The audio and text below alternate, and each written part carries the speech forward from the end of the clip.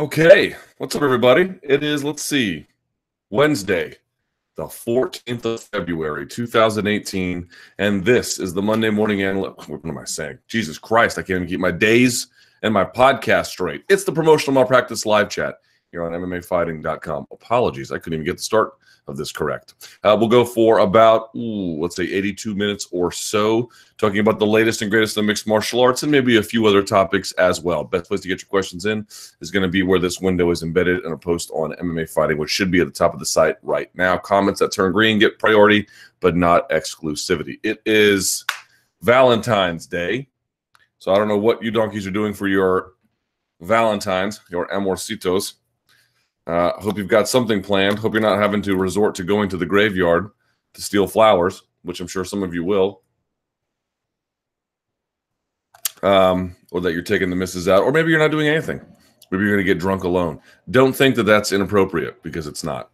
Just so long as, well, you don't harm anybody else, I suppose. I don't know where I'm going with this. Okay. Let's see. There's Tyron Woodley versus Dana White out there as topics. There's UFC 221, which just passed. There's UFC Austin, which is not Saturday, but Sunday. There's Bellator 194, which is Friday. There's really a lot to get to. So without further ado, let's get to it, shall we? Let me thank Danny for helping out. There we are. Okay. Let's see. First up. Is this real? Okay. What is your problem with dudes who sit when they, I'm going to use his, not use his words, urinate? I think this is in reference to my Justin Timberlake opinions. When you're home after you've had the bender to end all benders, sitting down when you urinate is a useful tool in the middle of the night. This is what my life has been reduced to, by the way. I've brought this on myself. So that way you don't make a mess out of the floor or the toilet. But also when you're hungover and you can barely see, the same rules apply. I don't see how this makes someone less manly. Also, if you have a, well, I can't read the last part. I just don't get all the hate, Luke. I really don't. This is a funny little way to start this. Like I said, I have brought this shame and, I don't know, what do you want to call this? Prurient content on myself. I suppose. Toilet humor. It's what I've been reduced to, but it's no one's fault but my own, really. This is in reference to the Justin Timberlake opinion, if you didn't see it last week or 2 weeks ago, whenever it was after the Super Bowl, where I just could not believe the number of dudes out there who claim to be even remotely, self-sustaining, capable, reasonably laudable, contributing members of their own society, and claim to like him. What a total abdication of your responsibility, not merely as a man, but as a person. If the kind of thing you're into is listening to him, there's no other way to justify that other than to also say you're into like Gilmore Girls binges on, whatever, Netflix or something, which is fine, but just admit that's what you're into, because those are connected. If you actually like real artists who write their own things, which apparently is a novel concept and a controversial one, which I was not aware of, well, then you don't do those sorts of things. And I know people are like, why are you always hating? Like, first of all, there's nothing wrong with hating, by the way. I mean, in and of itself, it's a fine exercise. And I like hating on Justin Timberlake and a lot of other things because I'm good at it. That's why. All right. Shamelessly line cutting. What are the reasons people in the media are writing such glowing articles about Kim Jo-young? She isn't a puppet head. She has actual power in North Korea and is without question one of the most evil people in the world. I ask you, as a left-winger in the media that acknowledges that both sides have flaws, is it native optimism, ignorance, or just flat-out apathy of the problems affecting North Korea? I think it's twofold. One, the media is absolutely doing themselves a disgraceful non-service in the way they have treated her. I completely agree. I found it nauseating, to be quite honest, that they have treated her this way. The only partial defense, such as you can make one, is that it's not merely that the Western media has some sort of fondness for her. It is that the South Korean people appear to be enamored with her as well. Not enamored is a strong word. Fascinated, captivated, not quite in love exactly, but can't take their eyes off them kind of a situation. And so there is something to be said about she sort of took the center stage in this whole thing. that there is something worthy of being acknowledged. But really, what they've done, and nobody finds Trump. I mean, I wouldn't hire Trump to be my dog catcher in my neighborhood. I find him so utterly incompetent. However, there is no denying that the amount of media coverage and the tenor of the media coverage is really just a way to poke a stick in, Trump/Mike Pence's eye by siding with this cruel, evil, despicable creature. It has been horrible to witness that. I will firmly admit. And that's why I've sort of tuned out, basically. Not the Winter Olympics altogether, but that story.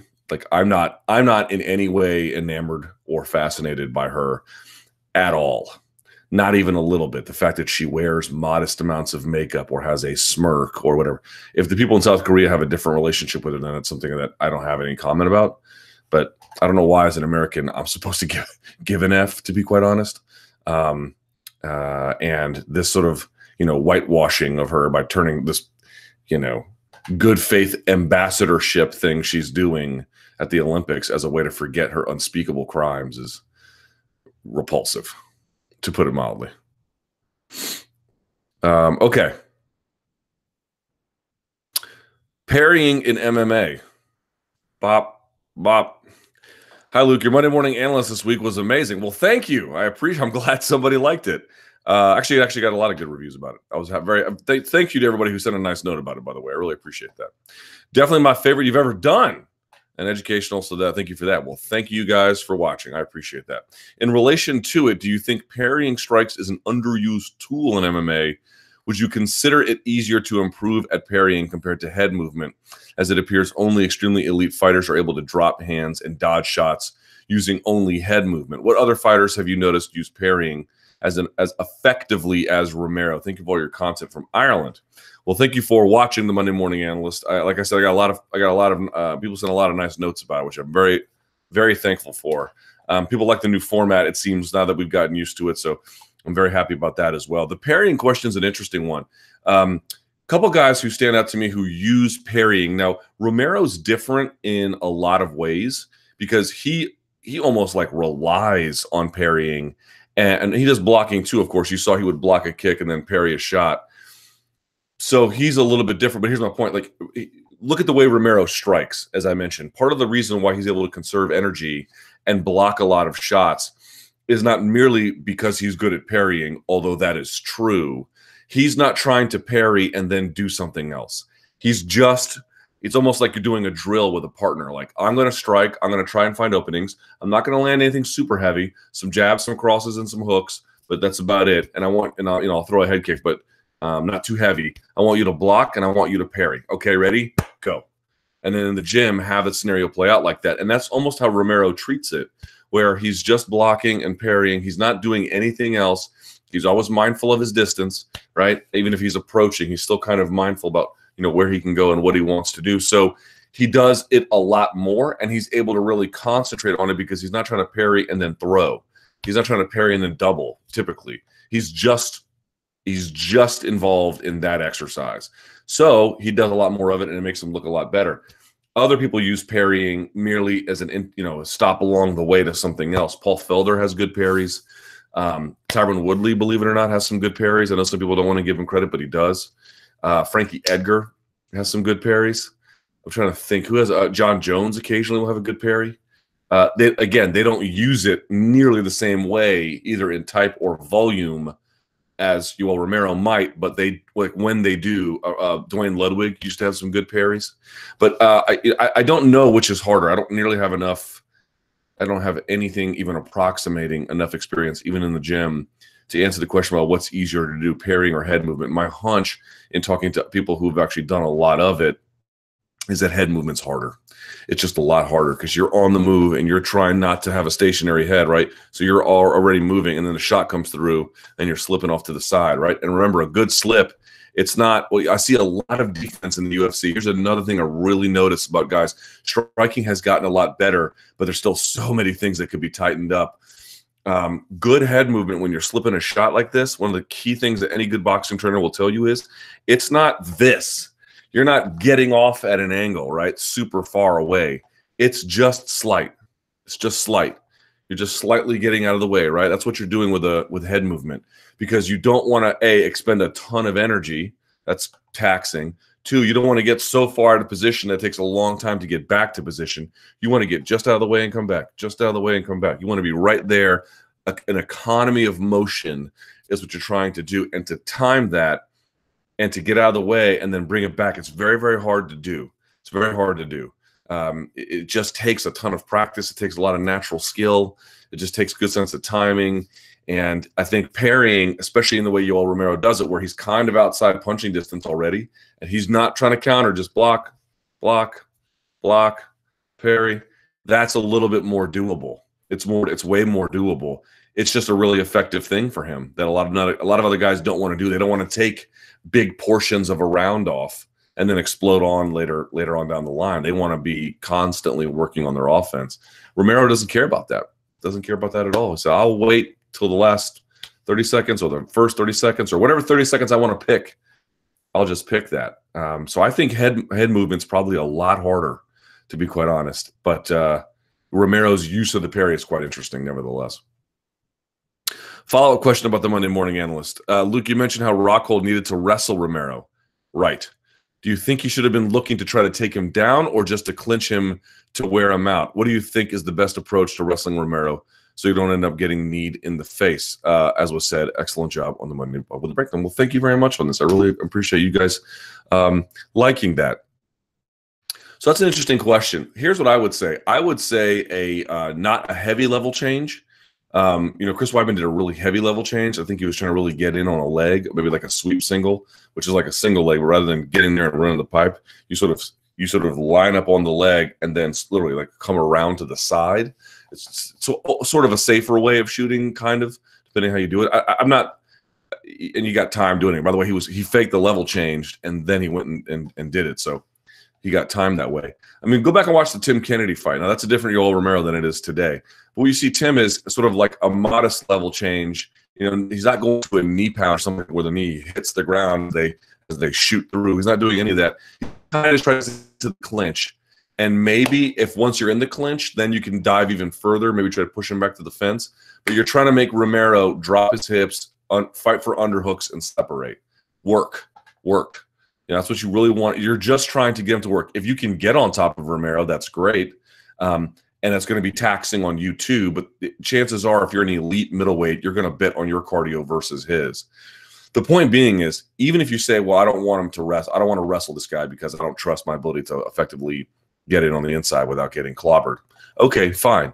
But my point about Rockhold's strategy was just working on the outside like that, especially for a guy who can just block all the time.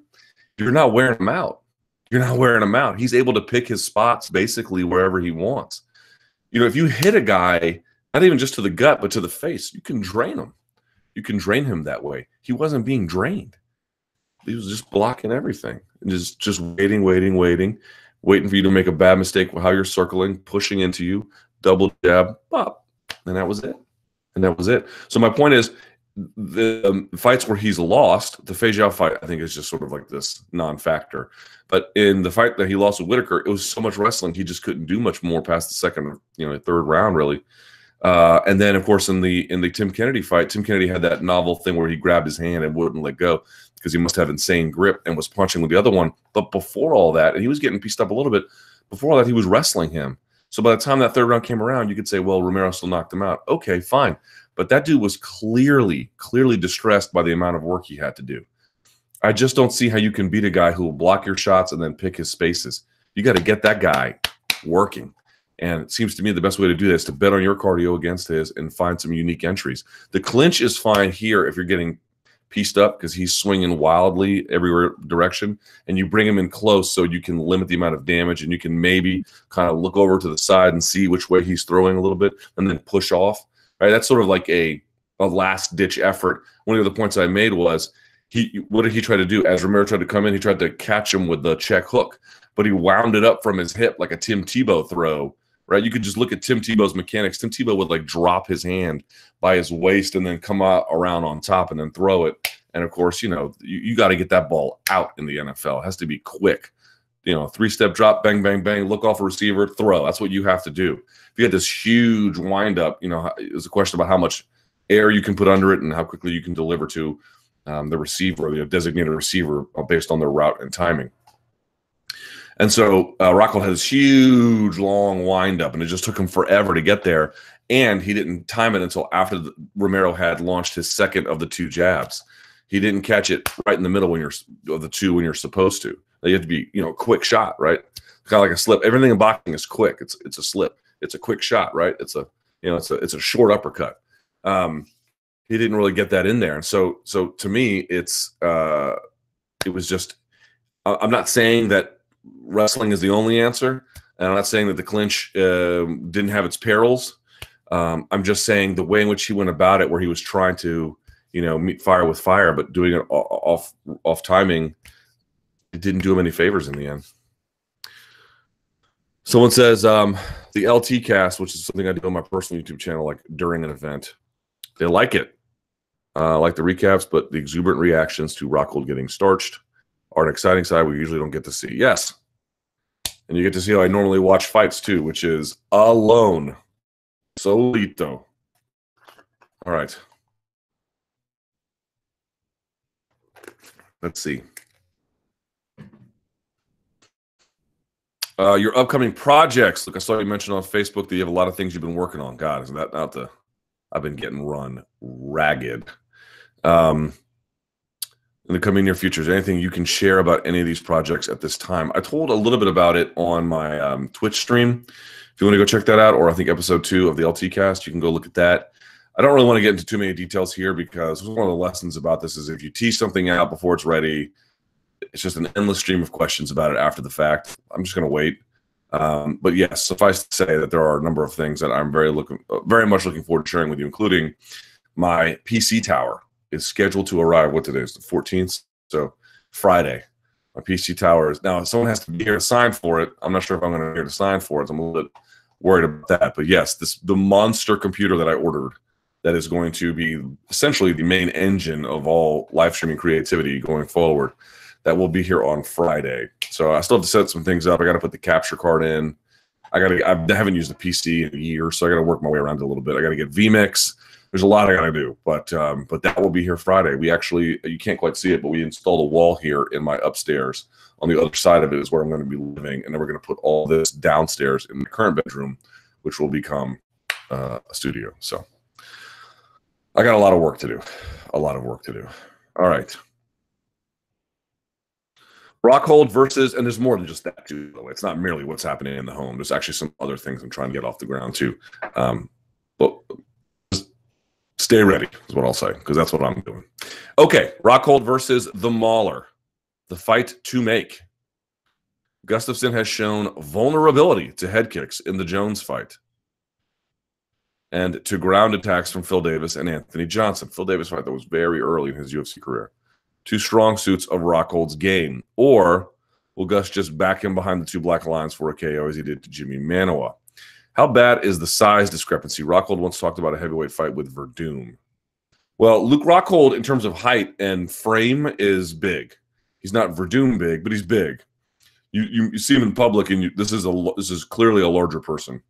Whatever that means for you, as a large person, you see another person of a certain size, and you group them a little bit separately. He's a big guy, and so the question is, how would being a little bit bigger to be able to handle the weight discrepancies against various other light heavyweights, how would that change his game? How would it change his ability to have cardio? How would it change, what kind of strength would he reasonably have against them? Because he's fighting out there big middleweights. Chris Weidman's a big middleweight. Yoel Romero's a big middleweight. And of course, he lost against Romero, but I'm just saying he's not fighting weak, small guys.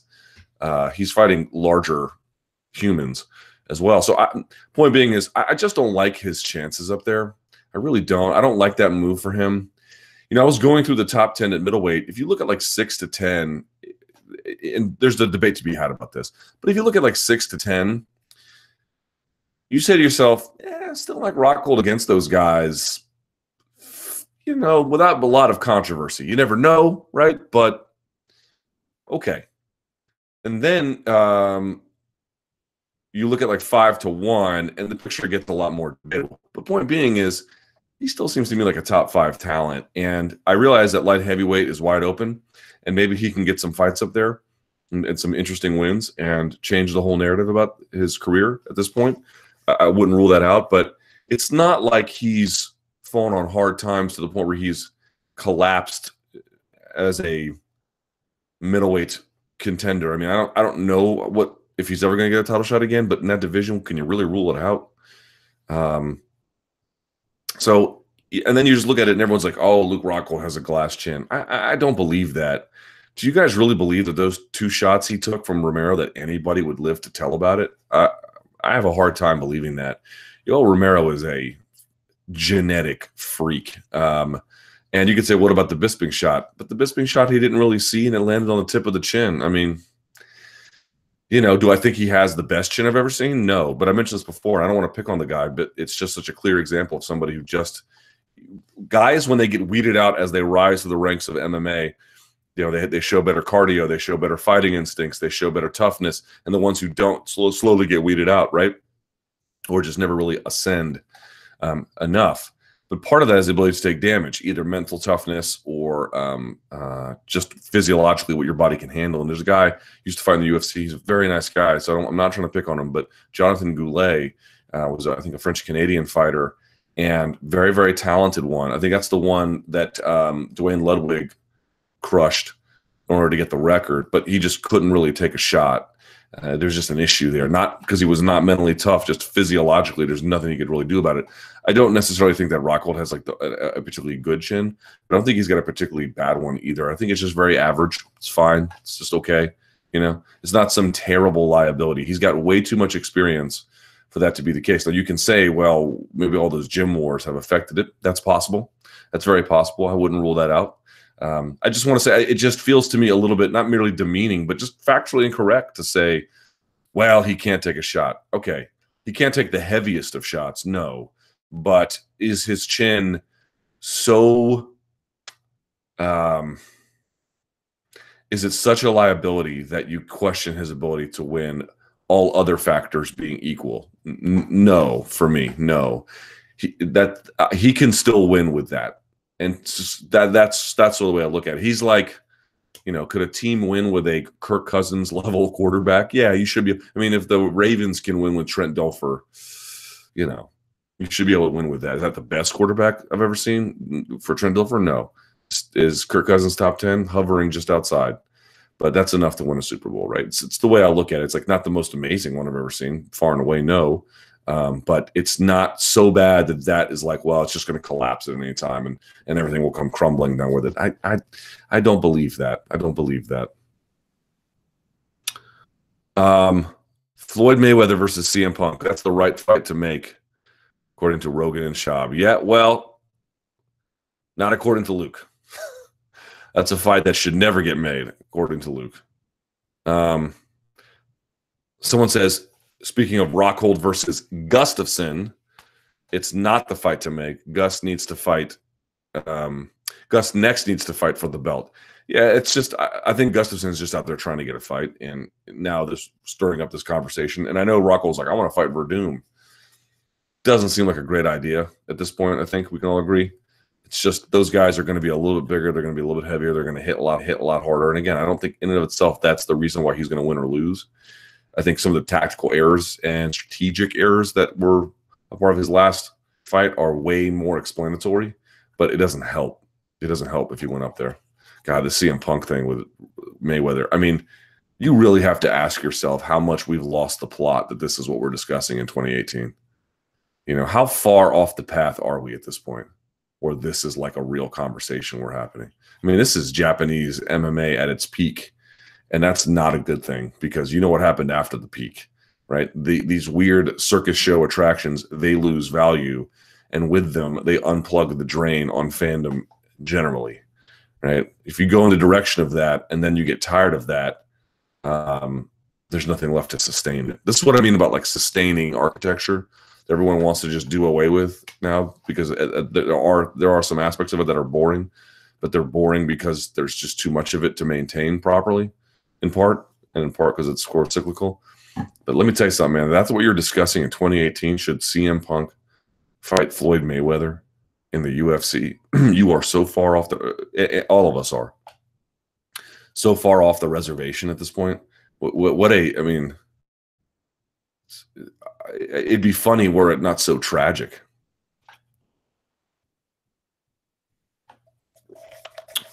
You guys drink Bai? I love Bai. I got my Kula watermelon. What the fuck that means? All right. Good question here. Why is Tyron Woodley being so Woodley-esque at the moment? Did you see his Twitter exchange with Dan Hardy, of all people? I did. I follow both of them on Twitter, so I saw it. You know, this is an interesting conversation. I wanted to lead with it in terms of like the topics I listed at the top of the post, because I've been thinking about it a lot. Did you guys hear Tyron on Ariel's show? I listened to the whole interview. All right, so what do you want to make of it? Here's what I would make of it. I don't think Tyron Woodley is wrong. Now, there's a big however coming. So hear me out for a second. Just give me a moment. If you listen to his arguments, I find them very, very compelling. Like, I've said this before on Twitter. Have you ever watched Tyron Woodley on that desk for UFC on Fox events or, just FS1 events? He might be their best analyst. He is excellent. He is really, really good. Really good. He's got good broadcasting skills. He makes eye contact with the right cameras at the right time. Believe me, that's actually not a small thing. He understands when it's his time to go. He speaks parsimoniously. He brings in interesting knowledge. He brings in a historical perspective of the game. He always looks presentable, and all those guys do to some extent, of course. But I just mean, like, if you're looking at the boxes of analysis and what you want out of a guy, he's got it all. So you would say to yourself, well, okay, maybe he's only good at that and he's not good at assessing himself. But I don't think that's true either. I think he is pretty right about some of the ways in which there's a disparity in which we've been treated. And if we're going to play certain games with matchmaking, why am I all of a sudden exempt? And I am a guy who has, tried to do a lot to promote himself, and that should be recognized more. And yes, it's true. Also, let me say this point. Everyone's saying I'm a boring fighter. I had the fastest welterweight championship title win in UFC history, which is true. It's a lot of arguments that are these sort of grievances in his mind that won't go away. But I don't think the substance of his arguments are bad. I really don't. He's got a lot of good points. Here's the problem, though, with it all.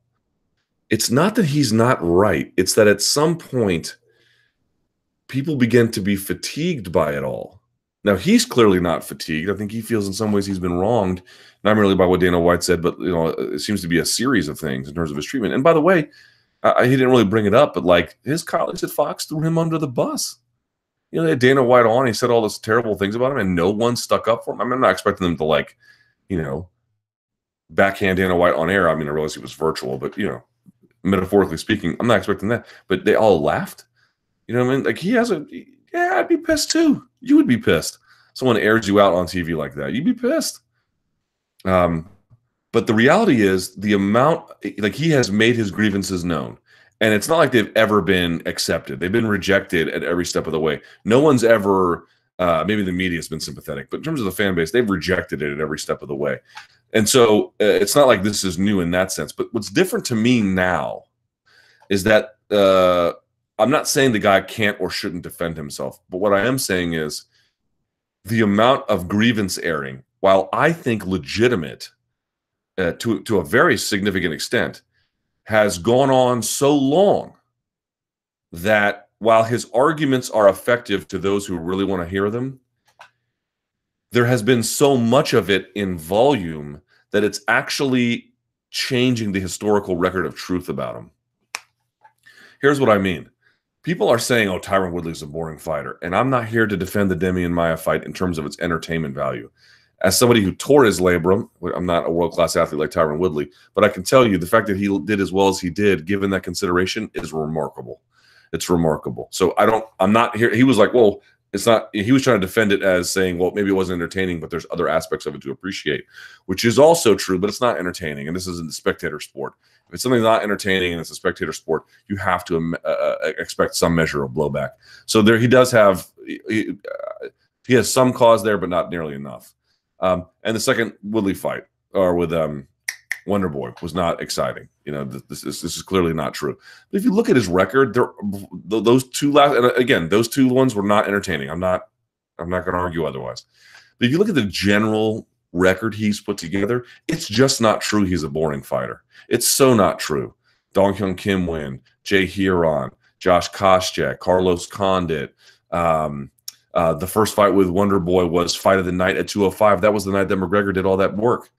You know, you can just go on and on through his record. The Kelvin Gastelum fight was not the best fight, but it was not some, you know, horrible dud either. It was a close split decision. He had a broken foot in it, and Gastelum missed weight, right? There's a lot of fights you can point to that were really good, really exciting, fun. It's just not true. It's true that his last two were boring. It's not true that he's a boring fighter. I know what it's like to have witnessed a guy who fight in, fight out, didn't necessarily entertain people. John Fitch was one of those guys. Now, I have no problem with the way he fought, but let me tell you something. It's the way Tyron Woodley fights, and his record is a far cry from what John Fitch was doing. Not mad at either guy for it, but just let's be clear about it. It's just not true he's boring. It's just not. The record does not speak to that. It speaks to a guy who is generally exciting, who has had a couple of duds. That's what it basically says. You can't ignore those duds, but those duds don't define him. But here's my point. The amount of belly aching, publicly so, it's not, people aren't buying the arguments. I buy them, but other people are not buying them. And so what happens is all of this grievance airing, it's becoming his brand, right? And that's just not fair to him. I don't think in the end he's doing himself necessarily at this point the kind of justice that he needs to be doing for himself. If people are getting an altered perception of you because there's a degree of hostility about this, because of the amount and volume of grievance airing, and while I find him to be a credible debater about these things, maybe you guys don't. And if you don't, you just have to kind of read the room a little bit here. And so going on about it, it's I mean, less than diminishing returns. It's really, what does Conor McGregor do a lot that I really sort of appreciate from him? He has grievances too. Now, again, you could debate the legitimacy of those, but he has grievances in his mind. He waits until he wins and then says to the media at that moment, like at your peak, like right after you won, man, you're the king of the world, right? For the most part. Again, after Tyron Woodley beat Demi and Maya, whatever. But right after you win, you're usually the king of the world, man. He waits until that moment to say, here's what I want next. I believe I've earned it. There you go. And so he ties it to achievement like quite directly. That's a smart thing to do. Like, this is what I mean. Like, Conor McGregor has a real smart way of applying it. So to me, it's like when Tyron Woodley speaks about his grievances, I don't really find them to be bad arguments. I find them very effective. But maybe a lot of you guys clearly don't. And if you just keep doing that, people are going to begin to look at you in ways that you're not. He does fight #1 contenders. He's not a boring fighter. And I don't want him to be perceived that way, but you keep doing that, and that's exactly what's going to happen. And lastly, I know folks are going to reject this, but I'm sorry. For a rich, successful black athlete, there's going to be a million of you guys out there. Not all of you. In fact, not many of you won't feel this way. But some of you out there, you can deny it all you want. There's a complete double standard about it. It's just the way it goes. So he's also up against that. But I think he could probably minimize some of those considerations if he just said to himself, okay, look, I've made it known what my issues are. And I'm not going to take this stuff lying down. But at some point, if I really want to change perception, because here's the deal. If you don't mind being hated, like you truly don't mind being hated, then just keep saying whatever you want to say. Right? Just keep doing that. And maybe that's what he wants. I don't know. I don't know what Tyron Woodley ultimately wants for himself. But there's a part of me who feels like he wants to be celebrated. And I don't think there's anything wrong with that. Why would a UFC champion not want to be celebrated? Why would a guy who's a pillar of his community not want to be celebrated? Why would a guy who has taken care of his family financially, why would he not want to be celebrated? He's entitled to feel that way. All UFC champions who have done something like that, they all deserve that. And it's not coming necessarily from the fan base in the way that you would expect. And so as a consequence, I think he feels, I don't know, it seems like a little frustrated from the outside looking in. But if you really want to get on their good side, you've made the arguments known. At this point, no one's going to be more inclined to buy them now than they ever were. And again, part of that could just be the fact that you've got a fan base who's not receptive to this kind of thing for a lot of reasons that people either both want to admit or don't want to admit. But now the question is to just pivot away from that. Like, let's move into a different territory. Go get another fight when you're healthy. Put it on that guy, and you can begin to change the narrative. And then at that day, after you stuck it to whoever you take next, whether it's Colby Covington, whether it's RDA, then say, I believe I've earned it. I have fought all the #1 contenders. This is what I want. I'm entitled to it, and I believe I've earned it. And I bet that might end up being a little bit more effective, because I don't think Tyron Woodley is wrong, but that whether his messaging is effective, totally separate matter, right? In the words of Frank Luntz, it's not what you say, it's what people hear.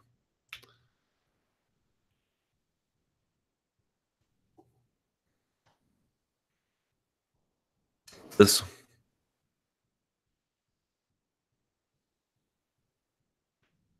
So, okay, here we go. How good is Jimmy Smith? I thought Jimmy did a great job calling UFC 221. The Anik-Smith combo is the best one yet, in my opinion.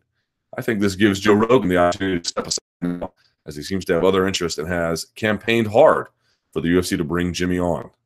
This has to be the UFC's biggest win in the recent UFC Bellator free agent wars. Maybe Eddie Alvarez, but I think Smith will have a bigger impact on the overall product. Your thoughts? I was thinking about this the other night. Dude, what? Now, maybe he was asking for the world. I don't know. What could he have possibly been asking for that they couldn't meet? I mean, what a insane mistake by Bellator. Again, now maybe if he was asking for, like, I want $1 million a show, well, okay, you're not going to get that, you know.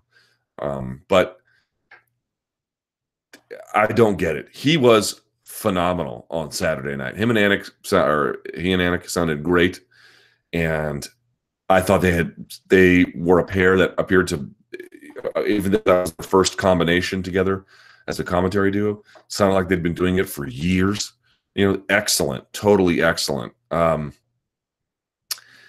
thought to myself, what was Bellator thinking letting him go? I like Big John McCarthy, but so far it is not clear to me that that's either been an upgrade or even a lateral move. That so far has been a downgrade to me. Now, again, I think Big John McCarthy deserves the opportunity to get his feet wet and really grow into that role. And so I think I'm not really ready to issue a report card. But as it stands, McCarthy has some work to do. And as it stands, Jimmy Smith hasn't missed a beat. Nothing. Also, what I really appreciated about it, although Jimmy, this knuckle sandwich is for you for saying you like the wooing, which I don't even believe that's true. I think he was just humoring the donks.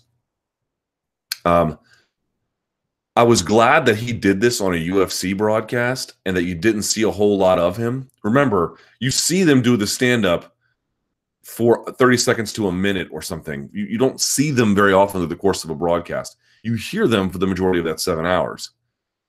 To me, this should put to bed, and I'm so glad that I didn't see a lot of this, and I don't think it's coincidental, this idea that, well, he's just another Joe Rogan. You have to be, wow, you have to have some seriously poor discerning skills to say that after you hear Rogan and Smith commentate. They could not have more different styles if they tried.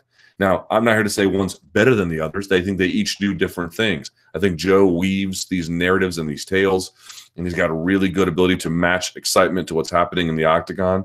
And Jimmy does too on the ladder, but I think Joe's got a particularly strong strength or a particular strength in that regard.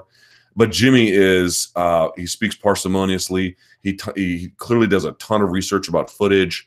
He really gets in there and gives nitty-gritty details, and he speaks in these short, choppy bursts.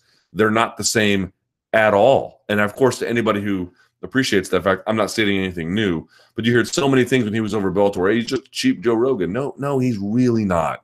He's really not. That's not true even a little bit, and it never was true. And you didn't hear a lot of complaints about that on Saturday because it finally dawned on the people who were saying that he sounds nothing like him, neither in auditory complexion nor in delivery or anything else, really.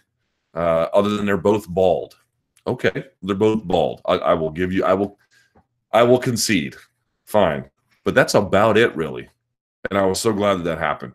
He is an excellent commentator. What a pickup for the UFC. He's doing UFC Austin this weekend, which is he's a maniac apparently.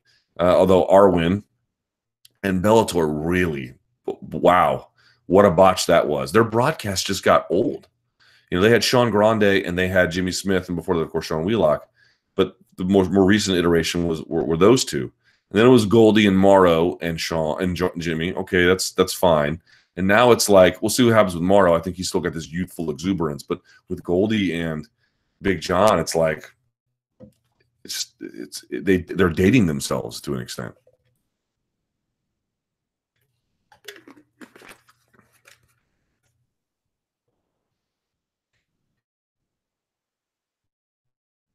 So it says, I'd say it's not what Bellator wouldn't give him. It is explicitly what Bellator wouldn't give him.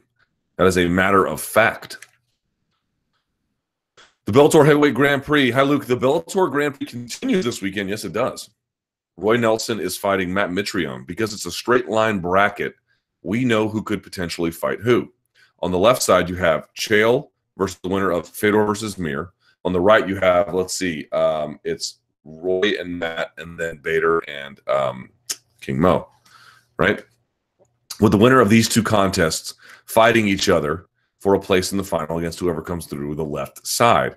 Who do you like in each of these fights? Who's going to win the semifinals? And then who do you have winning the overall tournament? Okay, so let's see. On the left, Chael's won. I'm going to say that Fedor's going to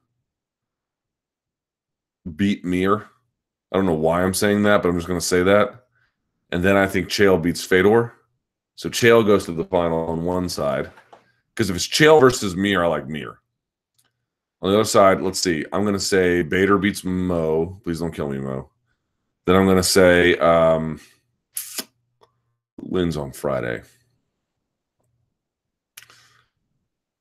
I'll say Nelson wins on Friday.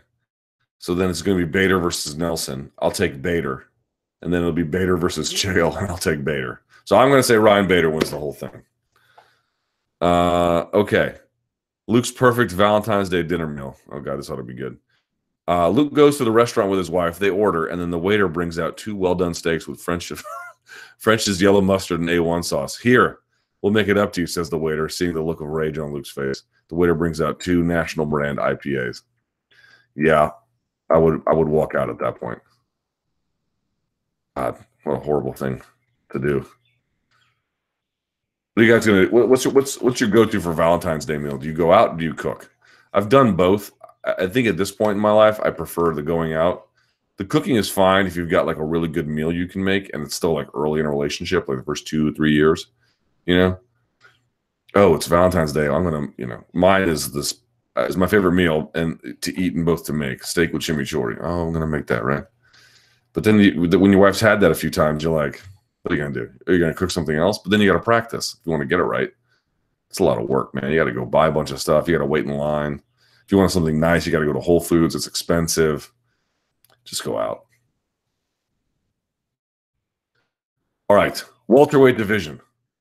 Luke, given the welterweight champ has been on the shelf since July, late July, but July, are you surprised at how little fights there are planned in that division at the moment? Currently, none of the top 10 have a fight scheduled.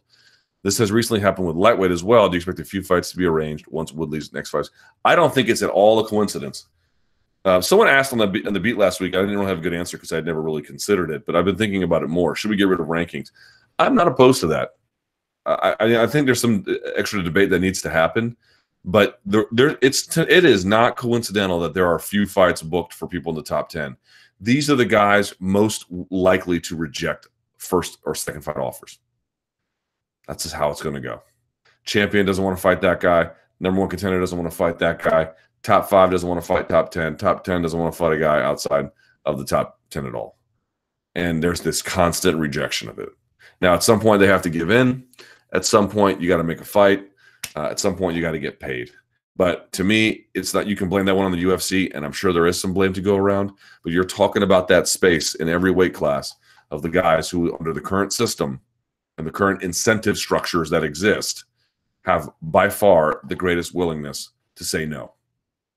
And I think you're seeing the consequence of that in part anyway. Let's see. Fighters like Wonderboy, Till, Usman, Covington, Maia, Magny, Ponzinibbio, and Masvidal should all be getting paired up in order to build potential contenders for the belt, and the UFC seem to be slow at arranging this.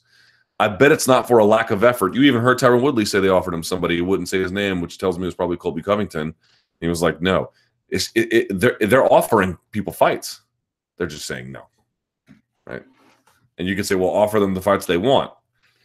Okay, but that's not so obvious. Like, you have to offer the fights that you can based on who's available, the fights that make sense if you can make it work for the local territory you're heading to, ones that interest both parties. This is not so easy.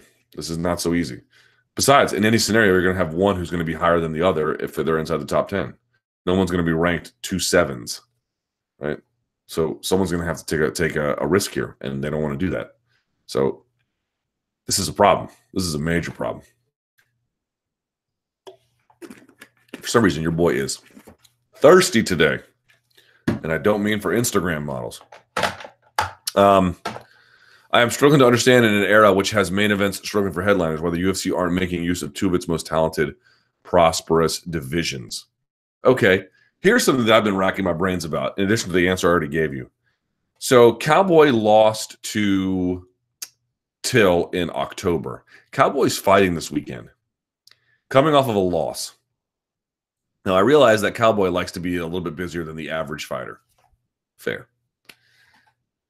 I've said this before. It's not that I don't want to see Darren Till or that I'm somehow criticizing him. I'm not. I want to see Darren Till. I want to see more of him. How is it possible that Cowboy has a return fight quicker than Till, who needs to be building off the momentum from the Cowboy win? Like, if Cowboy goes and let's say, beats the brakes off Yancy Medeiros, I'm not saying he will, let's just say he does.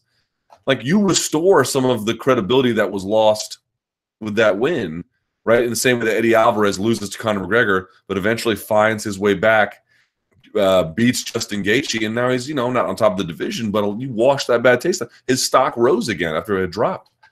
Like, you're not building off of what it meant to depreciate that guy's stock in the same way anymore. And then God help if you get a fight and then you lose or he gets injured or something. Like, it's just crazy to me. Well, he wants to fight the Wonder Boy or he wants to fight, Nelson. Oh, his camp doesn't want it. Oh, it's not the right time. Man, get out there and fight. Jeremy Stevens' approach can be criticized for its simplicity, but he can also be complimented for the beauty of its simplicity. Everyone asking for money fights and for the right kind of matchup. Man, just get out there and fight. Thank you, Jeremy Stevens. Salute to you, sir. Thank you for speaking on behalf of the consumer here. And I realize that's not what he's doing. He's speaking on behalf of himself, but the two are intertwined. We have so many guys who are going to wait, and it's going to be just right. I got to figure it out. I mean, get out there and compete. Get out there and compete. This is why the sport is in a little bit of a struggle scenario today, because you have all the top 10 guys who don't want to take a fight that's not perfect for them. They're not out there really trying to put it on the line in the same way they were before, and there's nothing what the UFC can do about it other than to deprive them or overfeed them, whatever strategy works in the moment, depending on the scenario. And now you've got a case where a guy coming off of a loss is getting a rebound fight quicker than the guy who got the win and depreciated his stock, and now your stock might rise again if you. It's like, dude, they have whoever is advising him. And I realize that partly the injury is playing a role here, but short of that, like whatever advising he's been given about, we'll wait till down the line and then down the line. Bad advice. Bad advice.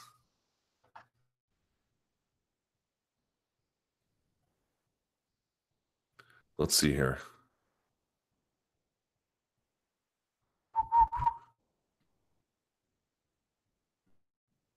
Let's see. Okay. Yoel Romero IQ. Hi, Luke. One thing you often say about Yoel Romero is that during his wrestling career, he had a low wrestling IQ and often made mistakes in the moment. That's perhaps what stopped him from getting a gold medal. Well, not exactly. The gold medal thing is a little bit dicier, but yes, That's not merely my opinion. That is, someone told that to me once, an esteemed scholar of international wrestling, and then showed me a few examples of it, and I was like, "Oof." But the opposite is true for his fight career, where he displays a high fight IQ example of this is his greatest defensive you were previously mentioned. So my question is, what are your thoughts on why this fight is so high, while his wrestling IQ was not? Well, by the way, let me read this because this comment also turned green, and this is what I was alluding to. Freestyle. This is someone else writing this. Freestyle wrestling has a poorly kept secret. Many top tournaments, worlds, Olympics, etc. Cuban wrestlers have historically been paid off to lose by foreign federations. The conditions they live in are crappy, and the 5 to 6 figure payments offered ultimately are seen as more valuable to many of these athletes than winning gold. Though I don't know any concrete proof that Yoel took a paid dive or two, it stands to reason that him not winning gold may have been decided off of that. Yes, you need to take that into consideration in any time you see like a Cuban silver or bronze medalist or something, right? Okay, now that didn't apply to who is it? Mihain. Mihain just racking up gold medals in Greco, but neither here nor there. So it's interesting you comment about his fight IQ. I certainly would not say that it's low in MMA. I would not say that. When I say it's low in amateur wrestling, we're talking about a relative scale, low relative to like the best IQ you could see on the mat. But in MMA, I think it's a bit of a different consideration, right?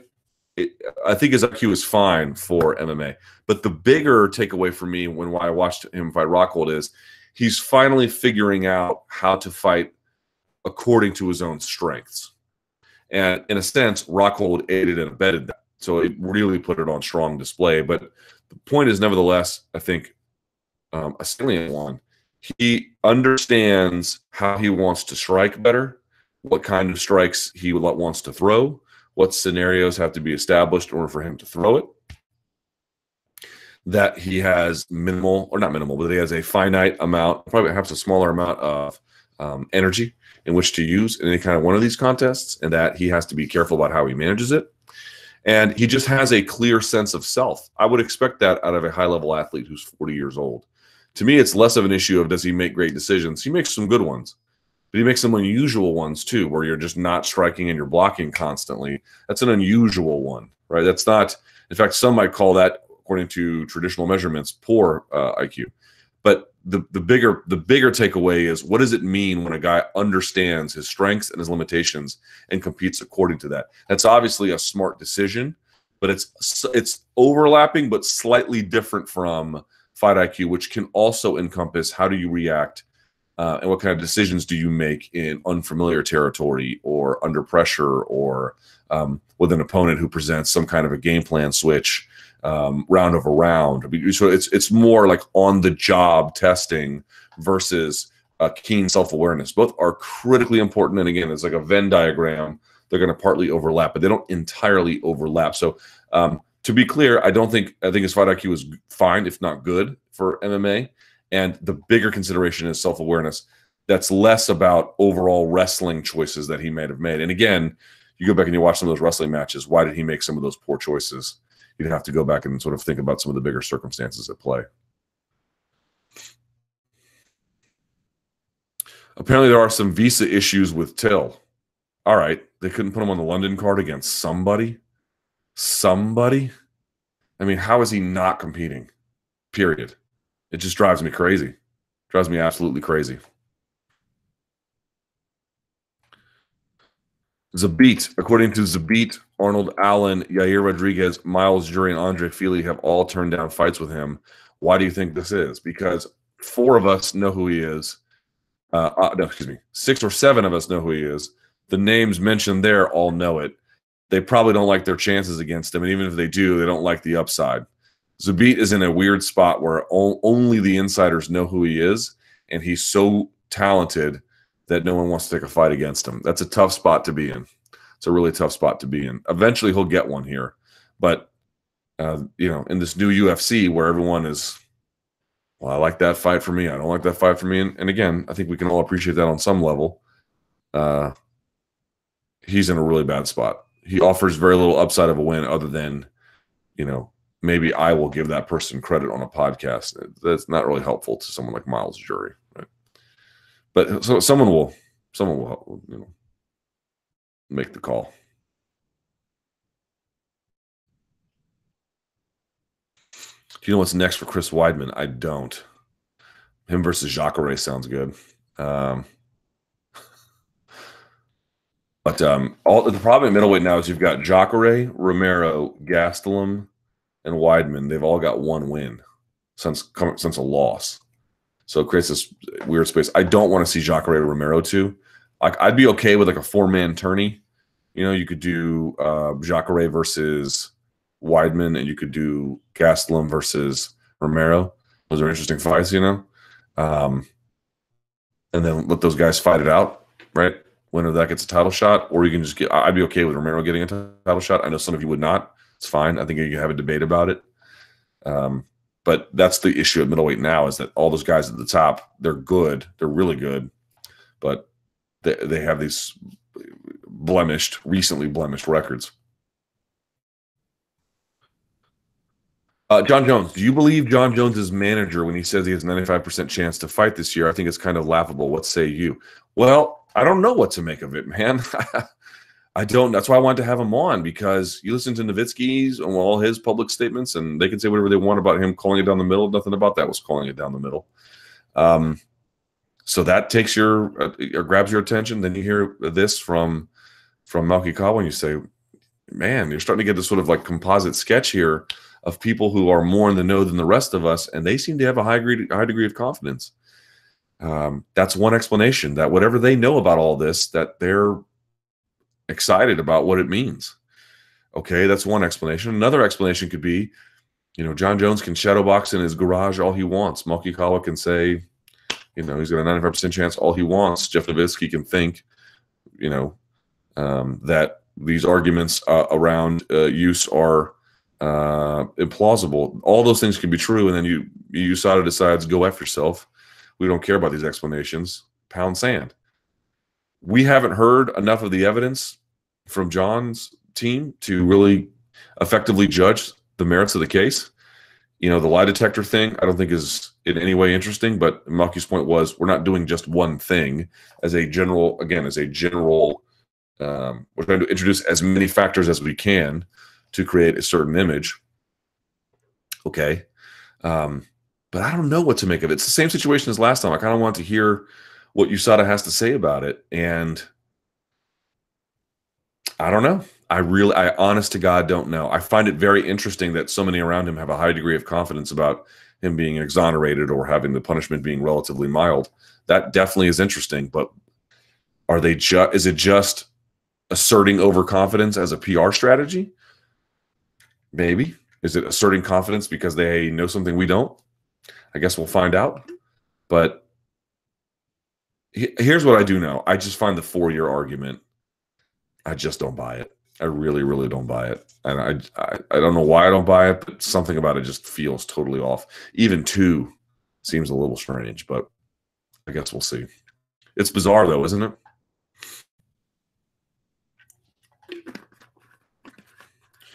it? Poirier versus Gaethje. Will this fight be the fight of the year, or at the very least a candidate? Hard to imagine it wouldn't be.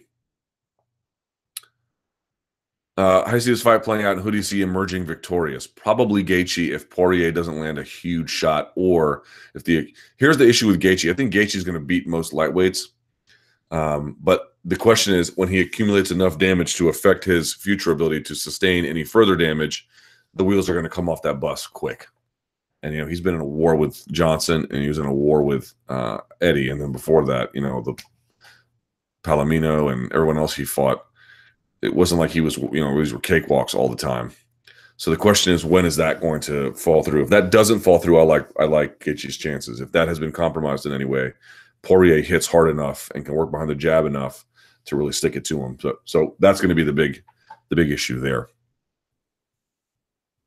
Let's see this. Bump, bada, bump, bump. Brown versus Condit. When this fight was announced, I was favoring Condit. Now, after hearing Brown on the JRE, I am favoring Brown. Thoughts on the fight and where both fighters are at. I thought, like I said before, I didn't think Carlos Condit looked bad at UFC, whatever it was, 218. Can't remember now which one it was. 219, something like that. 219, whatever.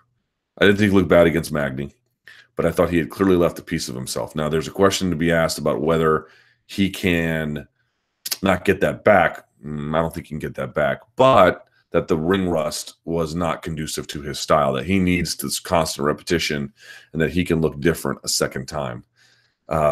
Also that, Matt Brown is still susceptible to body attacks, it appears. That's something that hasn't gone away. So the question is, who do you favor here? I favor Brown if the same Condit shows up again. If a rejuvenated Condit shows up, then that changes the picture pretty substantially, because the Condit before was not shop worn, but not active as he needed to be, and kind of let the fight get away from himself. And if Brown wants to take him to the ground, I think he can too. Brown's surprisingly well-rounded.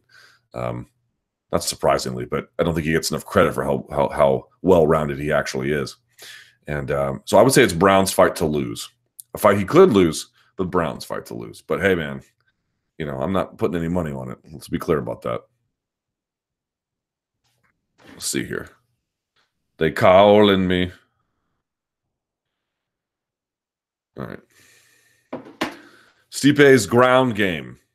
Luke, I know you covered some of this on your Monday Morning Analyst after UFC 220, but how much do you think Stipe lacks of submission attempts, or Stipe's lack, of submission attempts against Ngannou might hold him back against DC? None. It looked like Stipe had a real lack of ideas or ability against a practically done grounded fighter. If DC manages to take Stipe down, he only has one option, which is to try and stand up. Do you think DC will be able to take Stipe down? Yes. I assume that will be his great game plan given the height disparity. If so, do you think he would prefer to be able to return to the feet? Probably. And he probably could. I think if you look at Stipe, he is good at pressuring, and you could say, well, the Verdum fight, he was good at being pressured. Verdum's pressuring was not very effective pressuring. And you could say, well, the Struve fight is ancient history. And to a significant degree, that's true. However, I think the best way to get at Stipe is to effectively disrupt him, which easier said than done. But Cormier can probably do that, getting inside of his reach, clinching with him, making him work to stop takedowns. If he can at all get him to his feet, banging on him, and just sort of sticking to him like glue, I think that would be a real big problem for him. But you just try to slug it out at range. With Stipe, it's not going to go your way. He's just too heavy-handed, too slick. So, yeah. But I think Cormier is definitely going to get some takedowns. I think Stipe is definitely going to get back up. But how often, what that balance is going to be, that's where it gets kind of interesting, right? But, yes, I don't think there's a heavyweight in the world Cormier can't take down. Can he keep them down? Can he take them down multiple times? Different debate. In the course of a 3 or a 5 round fight, is there a single heavyweight, Cain Velasquez included, that Daniel Cormier can't take down? For me, the answer is no. He can take them down. He can take all of them down.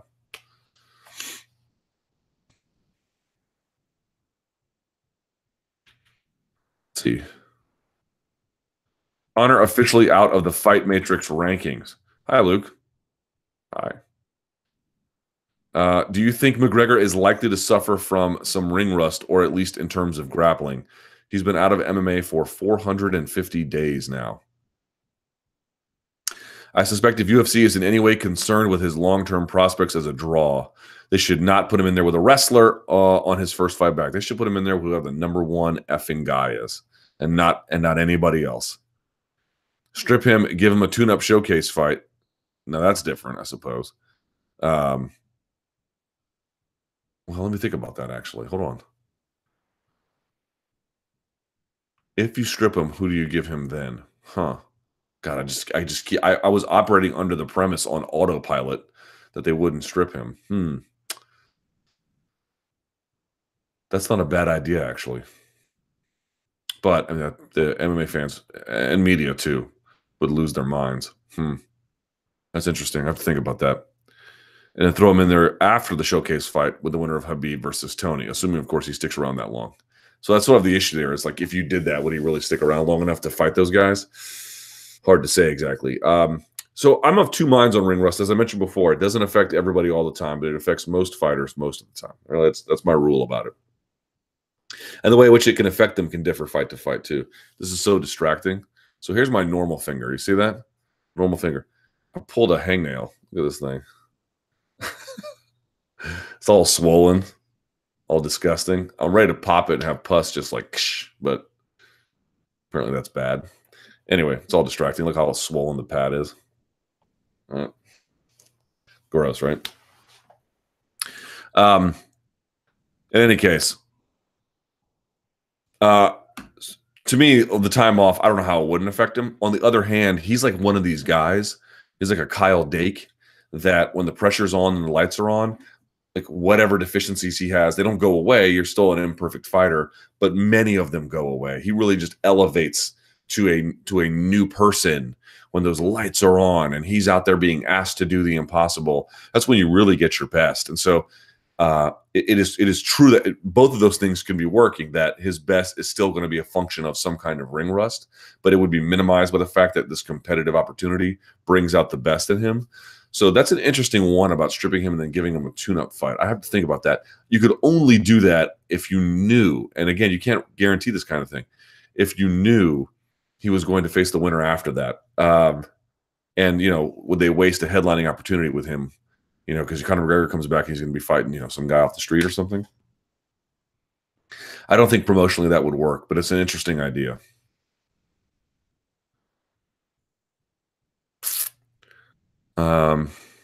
Peter Yan. I don't pay much attention to that.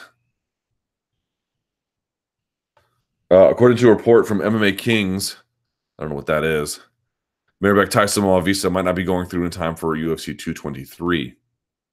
I've talked about his visa situation. He really couldn't go into details to explain to me exactly what was holding him up and that UFC lawyers were trying to help him.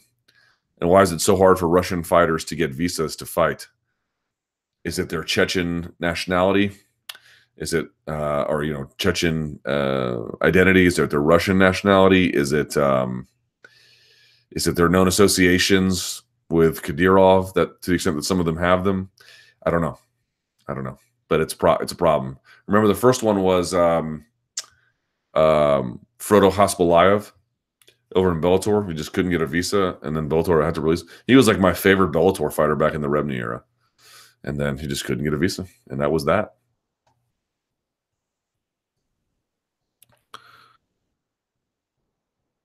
Let's see.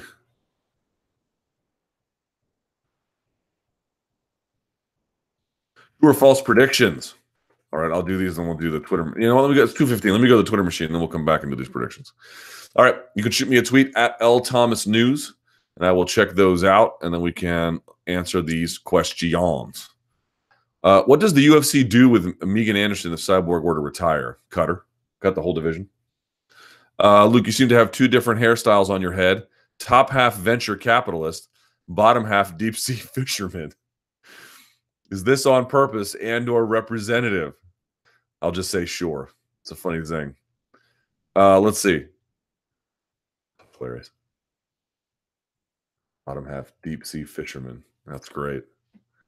What is your opinion on the potential GSP versus Nate super fight being discussed? Ain't nothing super fight about it. I personally don't see any appeal to the one-sided beatdown that would be. It seems that fights are slowly moving towards the storyline rather than the actual fight. Yeah. I don't understand what's happening here. Did you guys not see GSP versus Diaz? Do you want to see a worse version of that? I don't. What on earth could be the appeal? That fight sucked a lot. Not like a little, sucked a lot. It was a lot of sucking going on. That fight was terrible in every way. The buildup was great. So if what you care about are great buildups and then god-awful fights, by all means, step on the gas. But I know how this movie ends, and it ain't with fist pumping and donkey kicking. Hard pass on GSP versus Nate. Hard pass. Let's see. With the UFC making a lot of choices, is there a point in terms of their business changes to basically accommodate the debt load that they can't come back from? Oh, sure. Oh, sure. Yeah. You put in enough of these changes and you lose what you have left. Yeah, of course. Now, what that tipping point is, I'm not exactly sure. But we're headed much more in that direction than the other one. Let's be very clear about that. Let's see.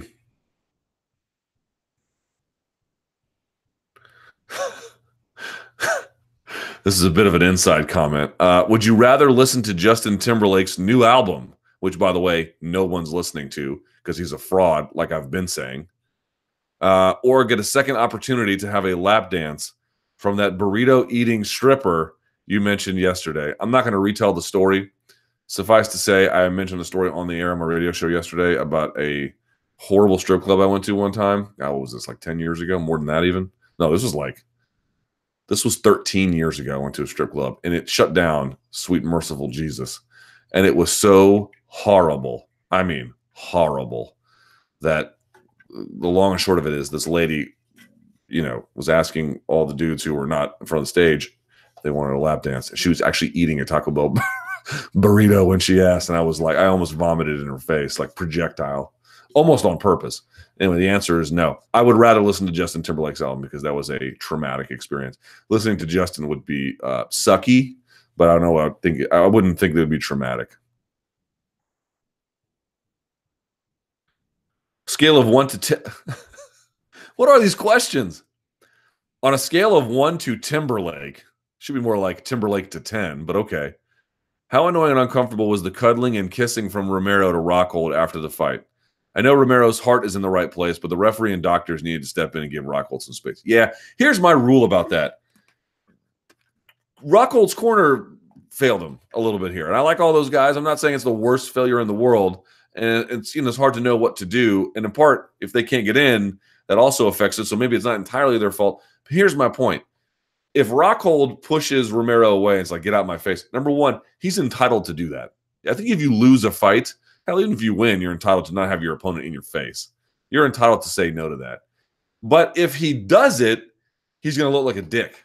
Everyone's going to go, oh, there's Luke Rockhold being a dick again. Well, I mean, he has a right to be, right? Get out of my face. Right? You're in the Marine Corps, your drill instructor calls you over. They go like this. They go, 1 arm's distance at all times, recruit. They say that I mean, that's how it should be. 1 arm's distance at all times.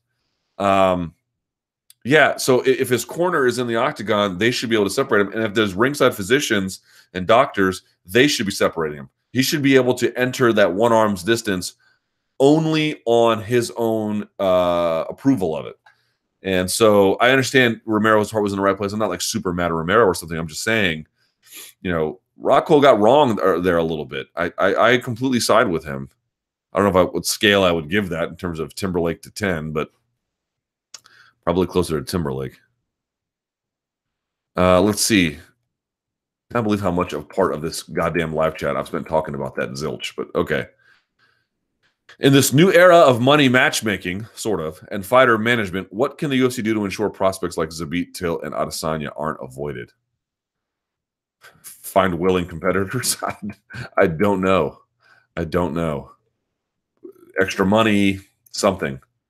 Threats of cutting. I really don't know. Get rid of rankings seems to be like the best choice, but whatever. Let's see. Seems that MMA commentators and analysts are discounting Tony Ferguson's chances against Khabib, or at the very least, not giving as much attention as Khabib is getting.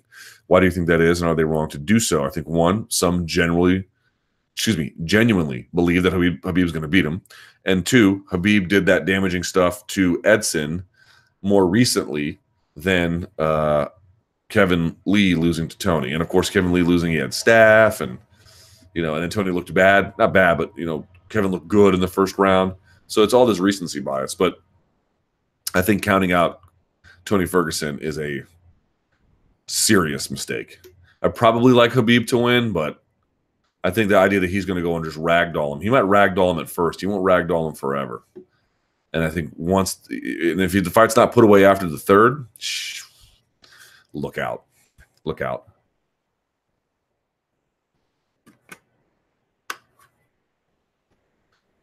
Hey, Luke, when are you going to make stream available live on Twitter? I'm going to guess that's never going to happen. I could be wrong, but if I had to put money on it, I would bet that never happens. Let's see. Pick the matchups you would rather see. Rockhold versus Kelvin and Jacare versus Weidman. Okay. Or Jacare versus Kelvin and Rockhold versus Weidman. I would go A, but neither of those would be terrible. I would go A, though.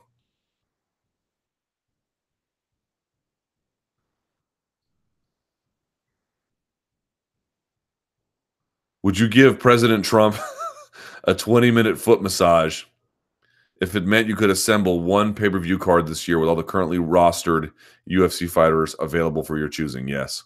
Yes, I would. I would do that as an American. If Cerrone loses this weekend, that would make it 4 losses in a row. If Medeiros starches him, how much longer would you like to see him stick around in the UFC for? If that happens, where he gets really beat, yeah, that would be a major, major problem. A major problem.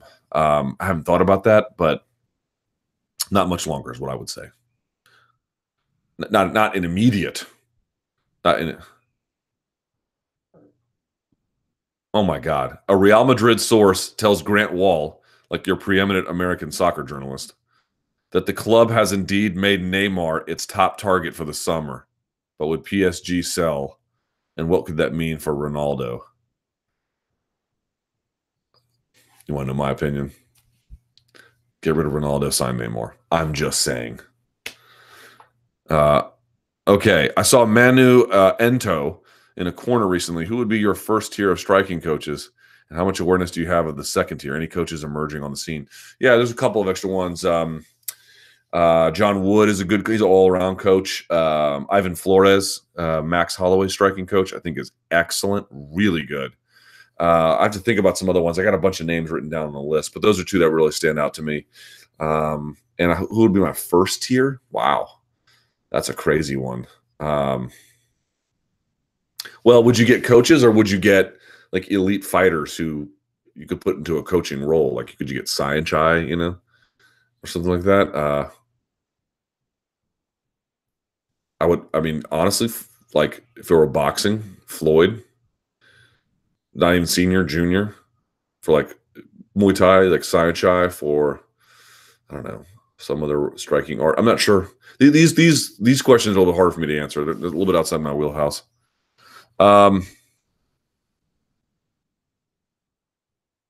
Someone says maybe if fighters were allowed to keep their own sponsorship money, they'd be more willing to fight guys ranked below them because they're still making money as opposed to the lopsided pay structure currently where the champ makes by far the most. That might alleviate some of it, but as long as guys perceive anyone lower than them numerically to be outside of their interest, I just think you're going to have a lot of problems. Let's see. Why doesn't the UFC do themed country versus country events, USA versus Russia, Brazil? I think it would garner patriotism and do huge ratings. I doubt it would do huge ratings. And more to the point, they did. The first Penn versus St. Pierre fight was Canada versus the USA. Dana doesn't like them, but they've done them for the Ultimate Fighters. The smashes, things like that. They've done them before. But for overall events, Jesus Christ, every Brazil event is Brazil versus the world. They just don't give them those labels, I think is what you're talking about. I think Dana just doesn't like it. When will the UFC most likely announce their new TV deal? I don't know, but you should be following Zach Arnold. He seems to think that Amazon is in play. You can go read his arguments on his site and then on his Twitter feed.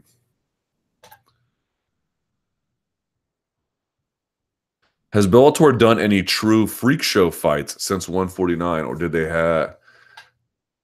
Oh, Jesus. It's a terrible zing. If Uriah Hall is forced up to light heavyweight because of a bad weight cut, could this actually be a blessing in disguise? Weaker division and less weight cutting could help him. Potentially. I wonder how those guys as wrestlers might put it on him, like a big Alir Latifi, but it's an interesting question for sure. Let's see. True or false? Stipe Miocic knocks out Daniel Cormier. I'm going to say false. Brock Lesnar comes back and fights Jon Jones. I'll say true. Cain Velasquez comes back and fights Fabricio Verdum. I'll say true. Derek Lewis eventually fights Francis Ngannou. I will also say true. Speaking of which, let's go back to these true-false predictions. Will these fighters get a shot at the belt in 2018? Let's see. Jimmy Rivera. True. Brian Ortega. That's a tough one. I'll say false. Kevin Lee. True. Colby Covington. True. Darren Till. I freaking hope, but I'll say false for now. Kelvin Gastelum at 170 or 185. I will say true.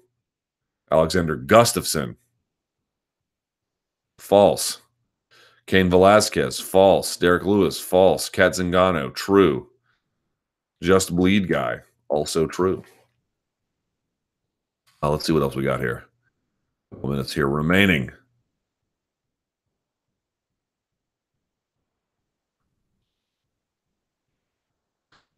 Should Bisping face criticism after his comments post UFC 221?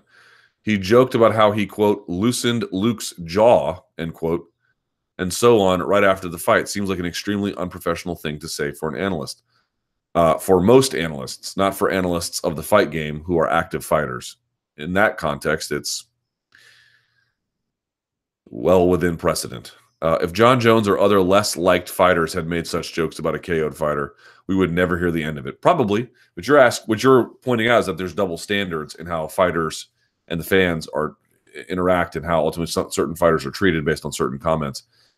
That's true. That is true. That is a regrettable fact, but it is a fact. It's a great question here about weight cutting, but it's way too long. So let's see. Let's see.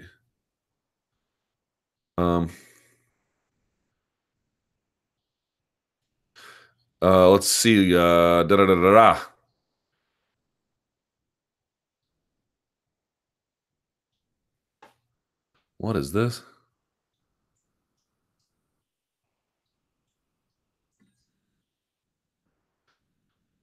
All right. One more. One more. Let's do it.